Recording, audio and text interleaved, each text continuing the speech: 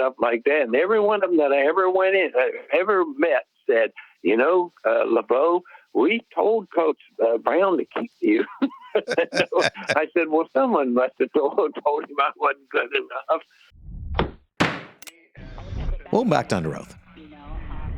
Today we're speaking to Pro Football Hall of Famer Dick LeBeau. Dick, can you hear me? I can, Jeff. It's good to be here with you. Yeah, I got to tell you, I've loved your career. I followed it my whole life. And now you have a new book called Legendary. Why don't you tell me a little bit about that?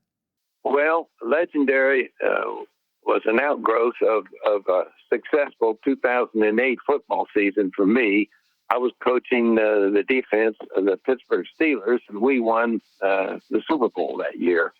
And I've always been a stat guy, and I set goals for our defense based around the league statistics. And I would observe them religiously year in, year out. I did it for all 45 years that I coached.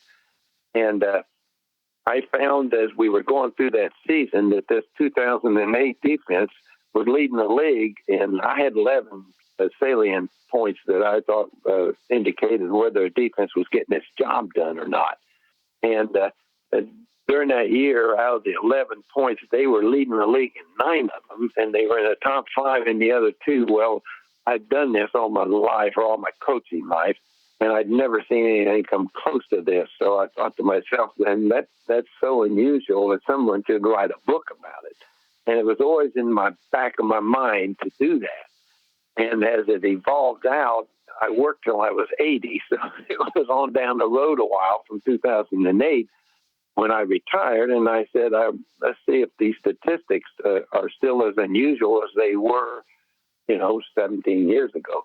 And I looked back at it, and lo and behold, no one had come close to what that 2008 defense did.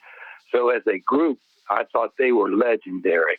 And that was the inspiration for the book. I thought that they deserved the ability to be recorded where people could read about what they did that year. And then I said, well, I've got 59 years in the National Football League. I'll throw in a few anecdotes about my own personal experience, too. And collectively, I think they make a real enjoyable reading for any sports fan, particularly football fan, and definitely a Pittsburgh Steelers fan.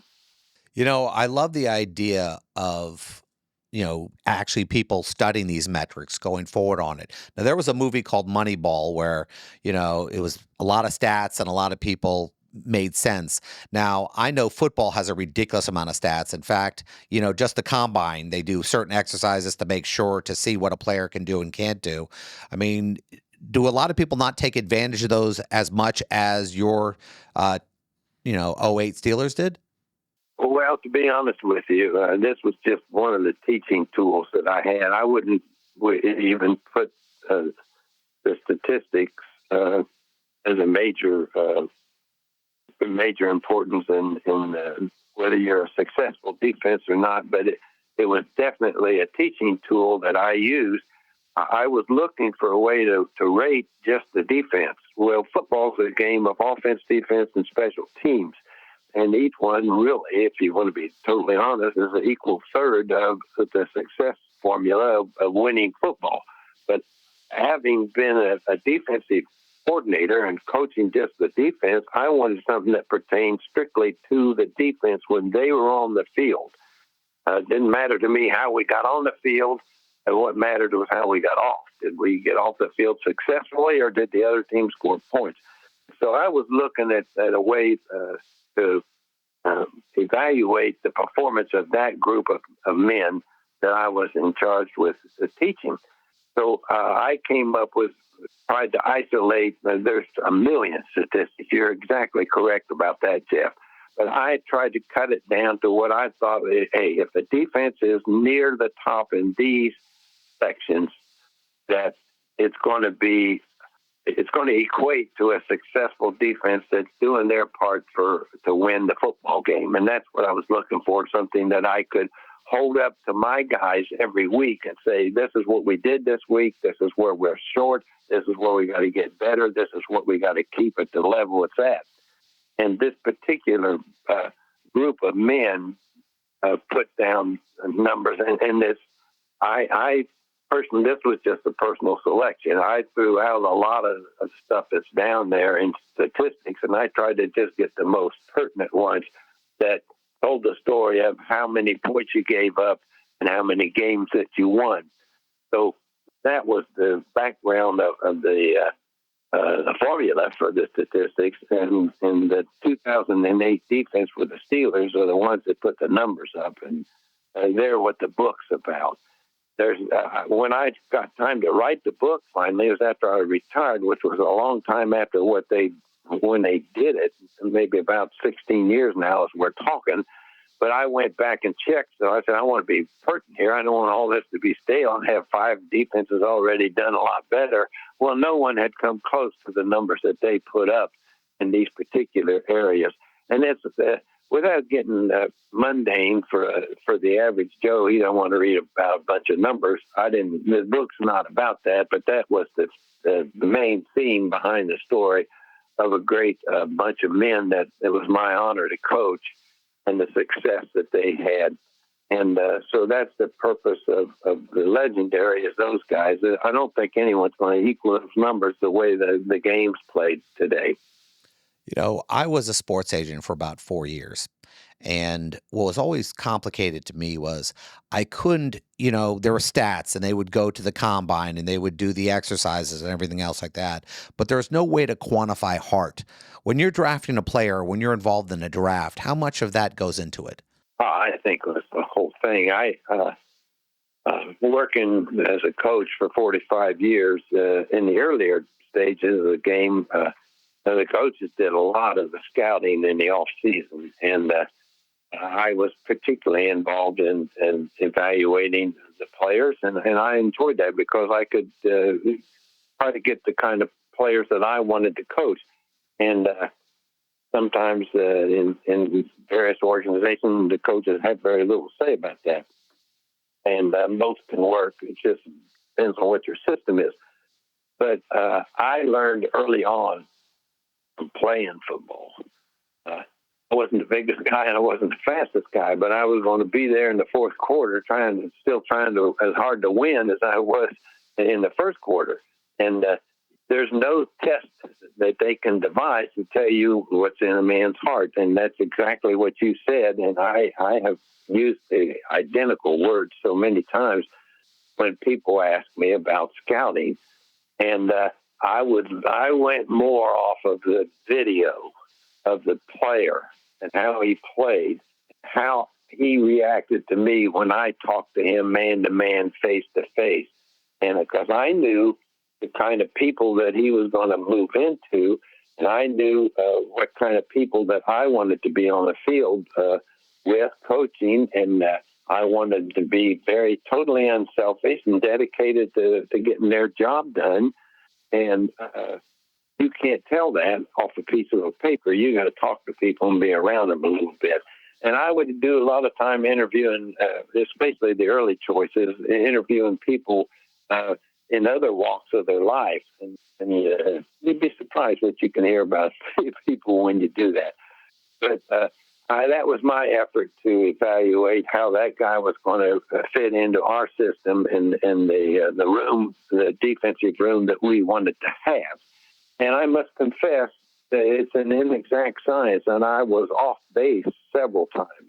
And it's not something you're going to get right every time when you're guessing whether a guy who's 21 years old, what's he going to be like when he has success in 24 and 25 years old. Where I don't know that there's an exact way to evaluate that, but I tried to do it, and that was one of my motivating factors. But you're right. You can't, how fast the guy runs and how strong he is, it doesn't really equate to how good of a football player he's going to be. I love that concept, but I have to ask this personal question because this one always gets to me every time. You start your career off with the Browns and they cut you. And you have this Hall of Fame career. Every time you played the Browns, was there a little more motivation in that? Oh, of course it was. Sure it was. But it was in like like life is, there's a lot of things that happen to us that are really tough that in the long run were beneficial to you. That was the first time that anyone ever in my athletic career had told me every team I'd ever tried out for and everything I'd ever try to do, I was one of the standout guys in that room, and I never had anyone say to me, "We don't want you."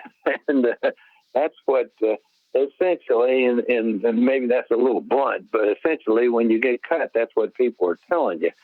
And the Browns were very good. They said, "We think that you got a good chance of playing in the league, but we're just not going that way this year because of the way our roster is constituted. And we're only keeping so many defensive backs, but we would like for you to stay in shape and come back next year and try to make a team again." So that's the way they released me. And got in my car, and we were in northern Ohio, was our training camp, Oberlin, Ohio. And I was driving down US 42, heading back to my hometown, London, saying, "Well, LeBeau, this is the first time anyone ever told you they didn't want you to play for them."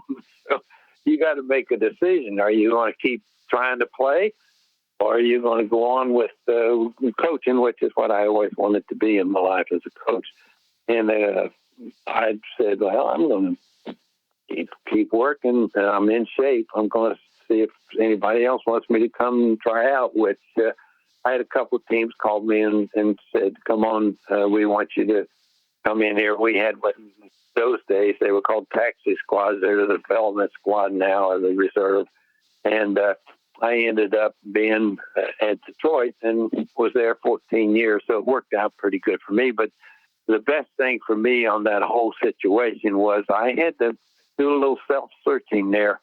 Driving, it was nice. It was about a 4-hour drive, so I had time to just reflect a little bit. And it was, we all come to crossroads in our life, and we go down a road and live with it. So I said, I'm going to be a football player if I can be. I'm going to make sure I exhaust every opportunity, and it did motivate me. And I tell you something that's kind of a joke to me. I had a year and a career in the National Football League, and I was in it, played in it 14 years. So all these coaches that were on the staff up there, I'd run into them at different places around the league and the league meetings and stuff like that. And every one of them that I ever met said, LeBeau, we told Coach Brown to keep you. I said, well, someone must have told him I wasn't good enough. But no, it was just a step in the development of my career and really in my character of my life and my personality. And I tried to use it as a stepping stone and a lesson. I didn't want it to happen again. And I guess you could say that I worked a little harder, but I was always a hard worker. But I think when someone tells you you're not good enough, you work a little harder to try to be good enough. Well, I love that. Is your book out right now? Yeah, it came out in July, and actually just a couple of weeks ago went into the second printing, which I'm told is kind of unusual in the book business. So it all sounds like good news to me. So it's doing well. Well, it's great talking to you, Coach, and you have a fantastic day. And thanks for the book. I can't wait to read it. Well, thanks for having me, and have a great day.